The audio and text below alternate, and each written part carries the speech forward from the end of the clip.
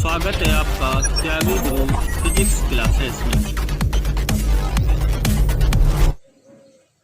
Hello, कैसे बच्चों? Class को कंटिन्यू करते हैं। देखिए ध्यान से, आज पढ़ेंगे हम विभव मापी का सिद्धांत। और सिद्धांत आपने समझ लिया तो इसके एप्लीकेशन बहुत इजी हैं। और आप देखिए आपके बोर्ड के एग्जाम में हर बार कोई ना कोई एप्लीकेशन विभव मापी का आता ही है। तो हम पढ़ेंगे विभव मापी के लगभग 5 एप्लीकेशंस। कितने पढ़ेंगे? 5। उन 5 में से पहले आपको सिद्धांत समझना होगा। तो देखो बेटा, अब तक की क्लास में हमने जो विभव मापी बताया था उसका सर्किट कैसे बनाएंगे, क्या प्राथमिक परिपथ होता है, कौन सा द्वितीयक परिपथ होता है, समझते हैं बेटा। देखिए, सबसे पहले तो मैंने बताया कि इस लफड़े में नहीं पढ़ना कि 10 तार बनाने हैं। 10 तार नहीं बनाने बेटा, एक सिंगल तार ये बना लिया, इसको लिख देंगे A और ये लिख देंगे B। ये हो गया 10 मीटर लंबा तार मिश्र धातु का। इसके परिपथ को जोड़ना याद कर लीजिए। परमानेंट जितने भी एप्लीकेशन है ये ऐसे ही जुड़ेगा। एक सेल, एक कुंजी, और ये कौन है? धारा नियंत्रक। राइट बेटा, जिसको लिखते हैं RH, इसको कुंजी K, और ये प्लस माइनस। E का मतलब विद्युत वाहक बल, P का मतलब इसको कहते हैं प्राथमिक परिपथ। क्या कहते हैं? प्राथमिक परिपथ। समझना बेटा ध्यान से। AB विभव मापी का तार है जिसके A सिरे से, या ऐसे कह दो जिसके प्राथमिक परिपथ में एक सेल EP, कुंजी K और धारा नियंत्रक RH जुड़ा होता है। मैं साथ साथ इसकी रचना बोल रहा हूं, यानी इसका कंस्ट्रक्शन बोल रहा हूं, और वर्किंग की बात होगी तो मैं बताऊंगा। यह है सेकेंडरी सर्किट, द्वितीयक परिपथ। इस परिपथ में उसे जोड़ते हैं जिसका विद्युत वाहक बल या जिसकी टर्मिनल वोल्टता हमको ज्ञात करनी है, यानी वो अज्ञात सेल जिसके बारे में हमें जानकारी लेनी है, क्योंकि विभव मापी का काम है विद्युत वाहक बल और टर्मिनल वोल्टता मापना। तो जिसको मापना है ना, उसे यहां लगा देंगे। ये है अननोन, प्लस और माइनस। इसे मैंने अननोन बोल दिया और इसे मैं लिख देता हूं किससे?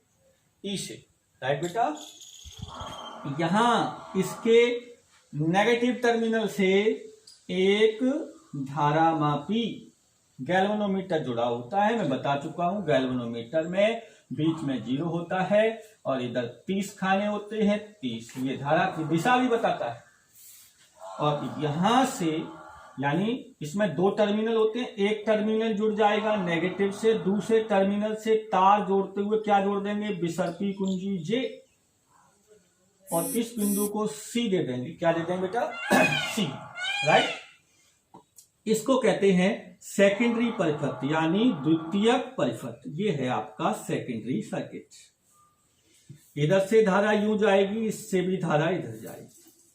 अब इसकी वर्किंग समझनी है। मुश्किल से 3 मिनट का काम है, वर्किंग समझिए। देखिए, ये सेल अज्ञात है, इसका विद्युत वाहक बल ज्ञात करना है। तो हम क्या करते हैं कि सबसे पहले कुंजी K को लगा करके परिपथ में धारा प्रवाहित कर देते हैं। उसके बाद इस गैल्वेनोमीटर की विसर्पी कुंजी J को सबसे पहले तार A पर, उसके बाद तार B पर टच कराते हैं। और अगर धारा मापी में विक्षेप A पर टच कराने पर इधर आता है और B पर टच कराने पर इधर आता है, या A पर टच कराने पर इधर आता है, B पर टच कराने पर इधर आता है, तो हमारा सर्किट संभवतः सही जुड़ा है। अब हम क्या करते हैं, इस विसर्पी कुंजी को इन 10 तारों पर जगह जगह स्पर्श कराकर एक ऐसा बिंदु प्राप्त करते हैं कि धारा मापी में विक्षेप शून्य हो जाए। देखो, A पे टच कराने पर इधर जा रही है, B पे टच कराने पर इधर आ रही है, तो निश्चित है A और B के बीच में कहीं ना कहीं 0 भी होगा, क्योंकि एक बार इधर जा रही है, एक बार इधर जा रही है, तो 0 भी बीच में कहीं होगा। तो उस बिंदु को सर्च कर लिया जाता है कि वह बिंदु कौन सा है जहां धारा मापी में शून्य विक्षेप आ रहा है। माना वो बिंदु C है और जिसकी लंबाई हमने मान ली स्मॉल l, वो 100 सेंटीमीटर भी हो सकती है, 200 सेंटीमीटर हो सकती है, यानी 2 मीटर हो सकती है, 3, 4 यानी 10 मीटर तक कहीं भी हो सकती है, जिसे मैंने मान लिया स्मॉल एल। अब आप सोचो कि गैल्वेनोमीटर में शून्य विक्षेप क्यों आ रहा है? क्योंकि यहां से यहां तक का जो विभव पतन है वो इस सेल के विभव पतन के बराबर हो गया। क्लियर समझना? शून्य क्यों आ रहा है? क्योंकि इधर का जो पोटेंशियल ड्रॉप है वो इधर के बराबर हो गया। तो इधर का आप जानते हैं कि इतना है, तो फिर इधर का बराबर है, इतना आप ज्ञात कर सकते हैं। तो इसको आप कैसे कह सकते हैं कि ई ए से सी तक का, ए से सी तक का, राइट बेटा, यहां पर ए टू सी में कैपिटल लिख देता हूं। कितना है आप मुझे बताइए। हम पढ़ चुके हैं कि तार की एकांक लंबाई का विभव प्रवणता जिसे कहते हैं विभव पतन x है। x क्या होता है? एकांक लंबाई पर विभव पतन। अगर एकांक लंबाई पर x है तो l पर कितना होगा? x into L. क्लियर? तो आपको पता है कि a से c तक x आपको ज्ञात है, आपको प्रैक्टिकल वैल्यू है, x ज्ञात करना बताएंगे कि कैसे विभव प्रवणता ज्ञात करते हैं, राइट बेटा? उसकी टेंशन मत लेना। जिसे आपको ज्ञात है l, आपने उस पर पैमाने पर पढ़ लिया तो ये आपको ज्ञात हो गया। अगर ये आपको ज्ञात है तो आप इस E की तुलना करके कह सकते हैं कि साहब E बराबर होगा x इंटू एल। क्यों? क्योंकि ये इसके विद्युत वाहक बल के बराबर होगा। तो आप ऐसे कह सकते हैं कि ये ज्ञात मान की अज्ञात मान से तुलना करके इसका विद्युत वाहक बल ज्ञात किया जा सकता है। फिर सुन लें, किसी अज्ञात सेल का विद्युत वाहक बल या टर्मिनल वोल्टता ज्ञात करने के लिए ज्ञात किसी मान से तुलना करके ये वैल्यू ज्ञात की जा सकती है। ध्यान रहे, यही इसका सिद्धांत है। अगर इसकी प्रवणता x है, समतुल्य लंबाई l है, तो इसकी वैल्यू हो जाएगी E बराबर x इंटू एल, यानी यही विभव मापी का सिद्धांत है। आइए इस सिद्धांत का उपयोग करके एक एप्लीकेशन पढ़ते हैं जिसका नाम है कि सेल के विभव मापी की सहायता से, मैं आपको बता देता हूं अभी, विभव मापी की सहायता से, मैं लिख रहा हूं, विभव मापी की सहायता से दो प्राथमिक सेलों के विद्युत वाहक बलों की तुलना कीजिए। क्या बोला मैंने? विभव मापी की सहायता से दो प्राथमिक सेलों के विद्युत वाहक बलों की तुलना कीजिए, राइट बेटा? तो विद्युत वाहक बल और टर्मिनल वोल्टता आपको चैप्टर 5 में पढ़ा चुके हैं बेटा। हमें क्या करनी है? तुलना। तो देखो कैसे करेंगे। सबसे पहले वही सर्किट, यहां पर सेल, कुंजी, धारा नियंत्रक, और इसे इस प्रकार, इसे ए और बी प्लस माइनस ईपी, कुंजी के, धारा नियंत्रक आर एच।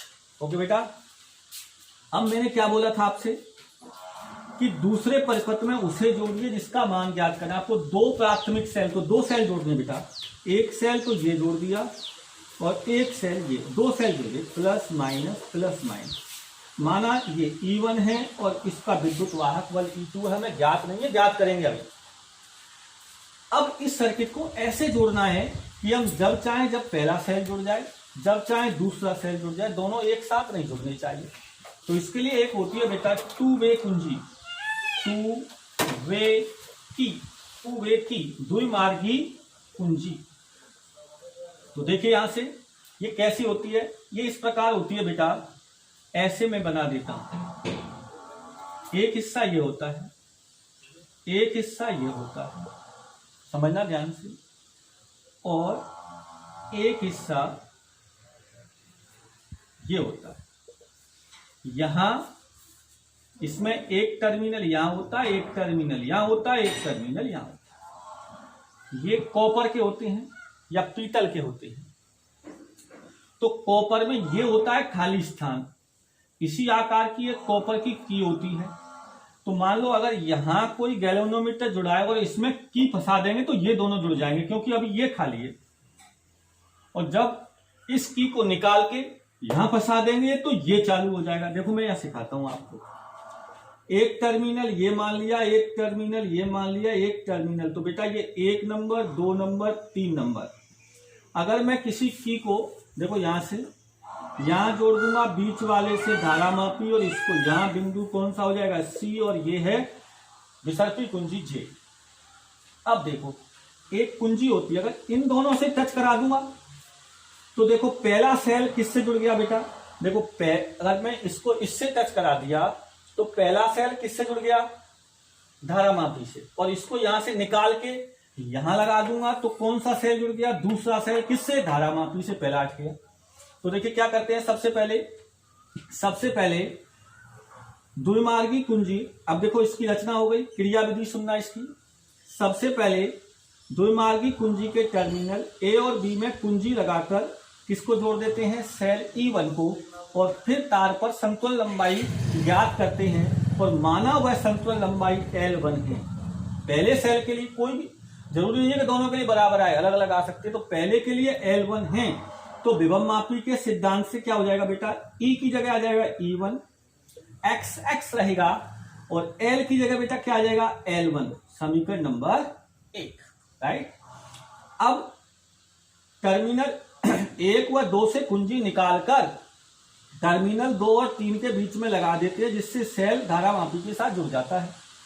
अब माना समतुल्य लंबाई L2 है, अलग भी आ सकती है, तो विभव मापी के सिद्धांत से अब क्या आ जाएगा, E2 बराबर XL2, x तो नहीं बदलेगा, और हमें क्या करनी है बेटा, क्या करनी है, तुलना का मतलब दोनों का भाग, तो समीकरण 1/2, तो क्या आ जाएगा, E1/E2 बराबर XL1/XL, x से x कैंसिल, तो E1/E2 बराबर L1/, तो देखिए L1 और L2 आप ज्ञात कर चुके हैं प्रयोग के द्वारा, E1 और E2 का अनुपात आ जाएगा। इसी को कहते हैं विभव मापी की सहायता से दो प्राथमिक सेलों के विद्युत वाहक बलों की तुलना करना।